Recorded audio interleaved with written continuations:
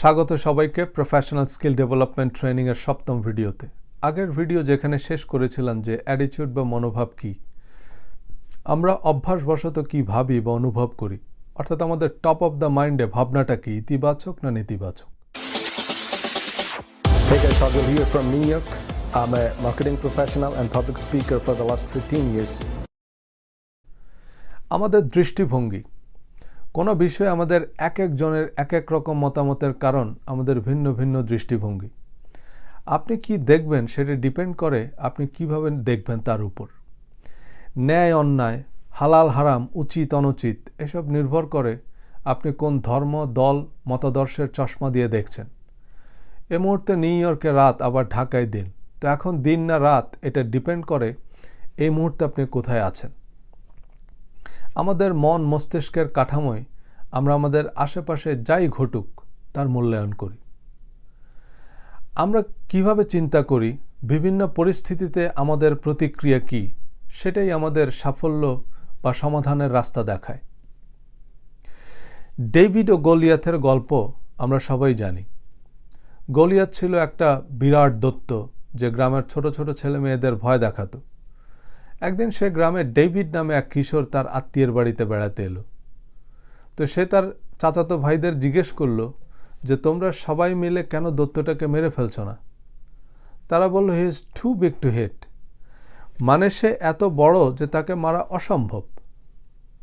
David বলল যে না, he is too big to miss, সে এত বড় যে আমাদের একটা গুলিও মিস হবে না। এবং এরপর যা ঘটল, সব ছেলে মেয়ে মিলে গুলতি দিয়ে দৈত্যটাকে মেরে ফেলে। দেখুন, একই দৈত্য কিন্তু ভিন্ন দৃষ্টিভঙ্গি। অনেক সময় অনেক বড় সমস্যার সমাধান খুব সহজ।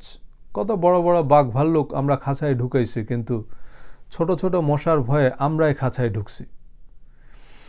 একটা মজার গল্প বলি। একবার নাসার একটা স্যাটেলাইট মহাকাশে পাঠানোর সময় দেখা গেল সেটা কোনোভাবেই স্টার্ট নিচ্ছে না, কোনোভাবেই কিছু হচ্ছে না। সে প্রজেক্টের যারা সায়েন্টিস্ট তাদের তো হুঁশ নেই। এর মধ্যে সেখানে আমাদের এক বাঙালি ভাই গেল পিজা ডেলিভারি দিতে। তো সে একজনকে জিজ্ঞেস করলো, কী ব্যাপার, সবাই খুব টেনশানে, কী সমস্যা? তো তাকে বলল, এর রকেট কোনোভাবে স্টার্ট নিচ্ছে না। তখন সে ফাজলামি করে বলল যে এক কাজ করো, এটারে একটু কাত করে স্টার্ট দাও, দেখবে স্টার্ট নিবে। ঘটনাক্রমে যাকে বলছে সে ওই প্রজেক্টের একজন সায়েন্টিস্ট। যখন আর কোনোভাবে কাজ হচ্ছিল না, তখন তারা শেষ চেষ্টা হিসাবে একটু কাত করে স্টার্ট দিল এবং কাকতালীয়ভাবে রকেট স্টার্টও নিল। তখন ওই সায়েন্টিস্ট বলল যে আমাকে এই পরামর্শ তো দিল পিজা ডেলিভারি ম্যান। এইবার পিজাওয়ালা পড়ছে বিপদে। সিসি ক্যামেরার ফুটেজ দেখে পুলিশ গিয়ে তারা ধরে নিয়ে আসছে যে তুমি কে, সত্যি করে বলো, তুমি কেমনে জানো যে এই রকেট কাত করে স্টার্ট দিলে স্টার্ট নেবে? তুমি নিশ্চয়ই একটা স্পাই। তখন বেচারা বলতেছে, স্যার আমি স্পাই কিছুই না। আমি দেশে থাকতে আমার একটা পুরনো মোটরসাইকেল ছিল, ওইটা মাঝে মাঝে স্টার্ট নিত না। তখন আমি একটু কাত করে স্টার্ট দিলে দেখতাম স্টার্ট নেয়। আমি সেই আন্দাজে বলছি, আমি কেমনে জানি যে ওরা আমার কথা এত সিরিয়াসলি নেবে? জোকস অ্যাপার্ট, আমাদের ইতিবাচক বিশ্বাস বা মনের শক্তি আমাদের সাফল্যের পথে টেনে নিয়ে যায়, জেট ইঞ্জিনের মতো। হেনরি ফোর্ড তাই বলেছিলেন, আপনি যদি বিশ্বাস করেন আপনি পারবেন অথবা পারবেন না, দুই ক্ষেত্রেই আপনি সঠিক। অর্থাৎ আপনি যাই বিশ্বাস করবেন ফলাফল তাই হবে। বড় বড় সিনেমা, গান বা বৈজ্ঞানিক আবিষ্কার, সফল ব্যবসা প্রতিষ্ঠান, রাজনৈতিক দল, স্পোর্টস ক্লাব, এর মূল ভিত্তি হচ্ছে সাফল্যের দৃঢ় বিশ্বাস। সাফল্যের বিশ্বাস হচ্ছে সফল মানুষদের একেবারে মৌলিক, অত্যাবশ্যকীয় একটা উপকরণ। 1954 সাল পর্যন্ত সারা দুনিয়ায় একটা সাধারণ বিশ্বাস ছিল যে একজন অ্যাথলেটের পক্ষে 4 মিনিটে 1 মাইল দৌড়ানো অসম্ভব। বিশেষজ্ঞরা বলছিল যে মানুষের শরীরের যে গঠন সে অনুযায়ী এটা অবাস্তব, কারণ তার ফুসফুস ফেটে যাবে, সে নিশ্চিত মারা যাবে। এই বিশ্বাস কয়েক দশক ধরে বলবৎ ছিল এবং অ্যাথলেটরা এই বাধা অতিক্রম করতে পারেনি।